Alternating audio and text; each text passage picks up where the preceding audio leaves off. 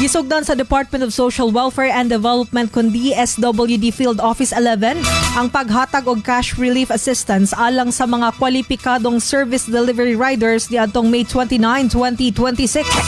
Kabahin kini sa programa sa ahensya aron makahatag og pinansyal nga tabang sa mga trabahante sa delivery sector nga naapektuhan sa mga hagit sa panginabuhian ug operasyon. Ubos sa programa, makadawat og 5,000 pesos nga ayuda ang matag kwalipikadong benepisyaryo aron makatabang sa ilang adlaw-adlaw nga panginahanglan o pagpadayon sa ilang panginabuhian. Subay sa maong balita mga kasama, may kabat na sa 1,642,837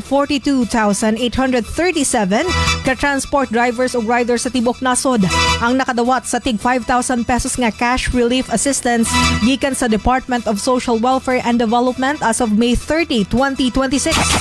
Sumala sa DSWD, kapin 8.21 billion pesos na ang ilang naapod-apod nga ayuda isip tabang sa mga tsuper o riders nga naapektuhan sa energy crisis ug pagsaka sa presyo sa produktong petrolyo. Lakip sa mga benepisyaryo ang 1.12 million ka-tricycle drivers, 116,301 ka-POJ drivers, 68,262 ka-TNVS drivers, 88,769 ka-motorcycle taxi riders ug 248,660 ka-service delivery riders.